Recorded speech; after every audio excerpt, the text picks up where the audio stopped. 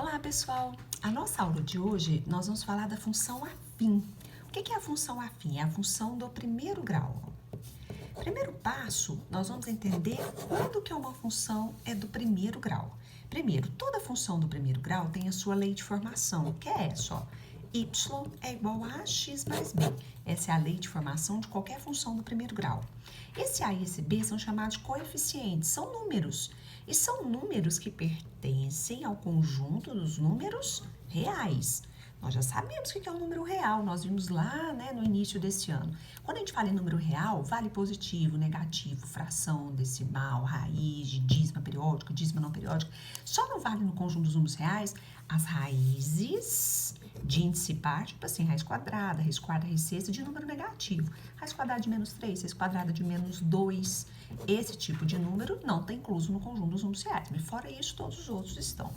Então, a gente fala que A e B são números que pertencem ao conjunto dos números reais, ó, são chamados coeficientes. Só com uma pequena observação. Esse A, a gente coloca um asterisco aqui, para representar que esse A não pode ser zero. Por que o A não pode ser zero? Porque se o A for zero, se eu pegar o zero e multiplicar pelo x, o x desaparece. Se o x desaparecer, ela deixa de ser uma função do primeiro grau. Então, por que chama função do primeiro grau? É uma função porque existe uma relação de dependência entre duas variáveis, que nesse caso é y e x. Y depende, ele está em função do valor de x. E ela é dita do primeiro grau porque o x está elevado a 1. O grau da função é determinado pelo maior expoente da variável, o maior expoente nesse caso de x. Então, essa é a chamada lei de formação de uma função do primeiro grau. Então, por exemplo, olha, se eu pego uma função assim, ó, 2x menos 3, 5 menos 6x, todas são funções do primeiro grau. Uma função, porque é uma relação de dependência, essa aqui também é, ó. E é do primeiro grau, porque nesse todos os três casos, o x está elevado a 1. Se eu perguntasse quem é A nesse caso, é o valor que acompanha x, que é o 2, que multiplica x, ó. Quem é o B? É o termo independente, que é menos 3. Nesse caso, quem é A, quem é B? A é o valor que acompanha x, que é menos 6. Quem é B? É o 5. Então, independente da ordem, o A continua sendo quem está multiplicando x e B continua sendo o termo independente. Nessa de baixo aqui, ó, o A é o valor que acompanha x, que nesse caso é 7. O B não tem, ó, outro valor somando ou subtraindo, então é 0. Então, por isso a gente fala que o A pertence aos reais asterisco, não pode ser o 0, mas o B pertence aos reais, não tem asterisco, então pode ser 0. O B pode ser 0, como foi esse terceiro exemplo aqui, ó. O B é 0. Então, por exemplo, a gente já entendeu o que é uma função do primeiro grau, já entendemos o que são os coeficientes.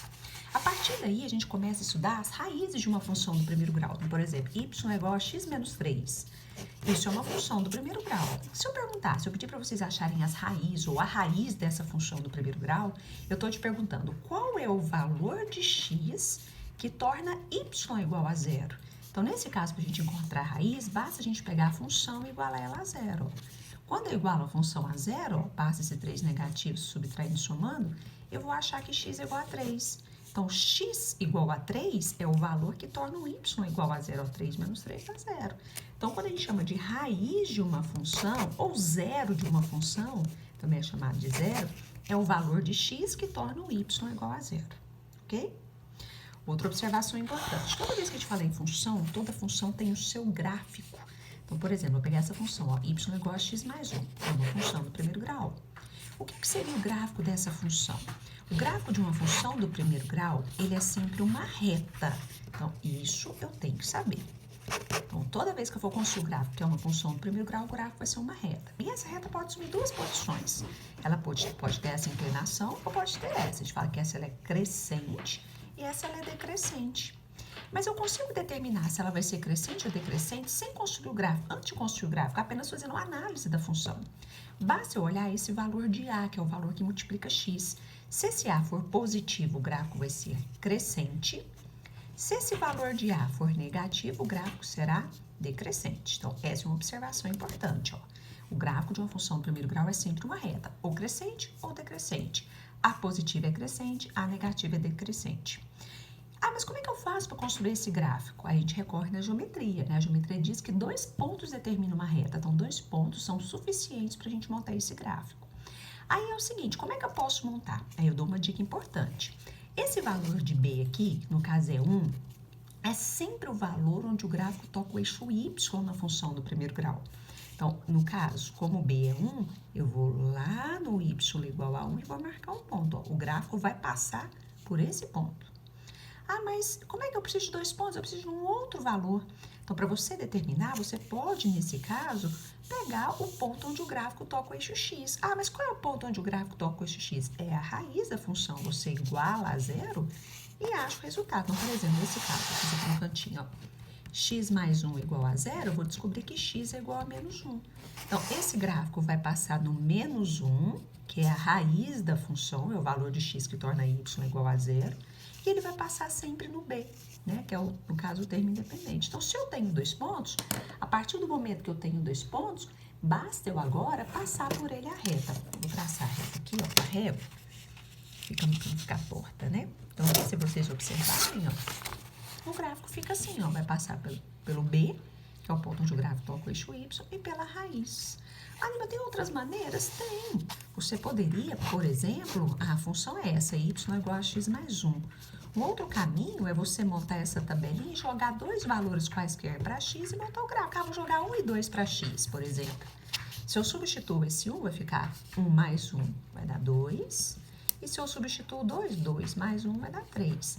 Então, o gráfico vai passar no 1 e no 2, no ponto coordenadas 1 e 2. Então, ó, 1 do x com 2 do y. Aqui tá um pouquinho para cima, né? Vou só prolongar um pouquinho esse gráfico aqui, para ficar mais fácil a visualização dele. Vou apagar esse pedacinho aqui embaixo, que fica mais fácil a gente entender. Vou só arrumar o gráfico aqui. Porque aí eu vou usar esse mesmo plano cartesiano para mostrar para vocês, ó. Só apaguei aqui para eu ver um pouquinho mais, ó. Eu joguei 1 e 2, então o ponto é 1 do x com 2 do y, 1 do x com 2 do y, mais ou menos aqui, ó. Né? Então, eu marco o ponto. Aí, tá aqui, ó. E depois é o 2 do x com 3 do y, um pouquinho pra frente, ó. 2 do x com 3 do y, um pouquinho pra cima. Até prolongar a reta aqui, vocês vão observar que vai passar exatamente em cima da mesma reta, ó. 2 e 3. Tá aqui, ó. Então, a partir do momento que eu tenho os 2 pontos, é só você traçar a reta. Então, olha, eu fiz aqui, tá vendo que a reta é a mesma, independente se eu usei essa técnica, que é jogar valores para x, ou se eu usei essa técnica aqui, que é usar o b, né, que é o ponto onde o gráfico toca o eixo y, que é 1, e a raiz. Então, qualquer uma das duas que você utilizar, a sua reta vai ser a mesma. E aqui, se vocês observarem, o a, que é o valor que acompanha x, é 1, é um valor positivo. Então, o gráfico, ó, nós acabamos de descobrir que ele é crescente. Certo? Então, esse é o início dessa teoria. Então, vocês vão ver que o primeiro exercício da apostila aí de vocês vai pedir exatamente para construir o gráfico. Então, ou você pode usar, nesse caso, essa técnica do B e da raiz, ou você pode jogar valores, ok? Obrigada e bons estudos.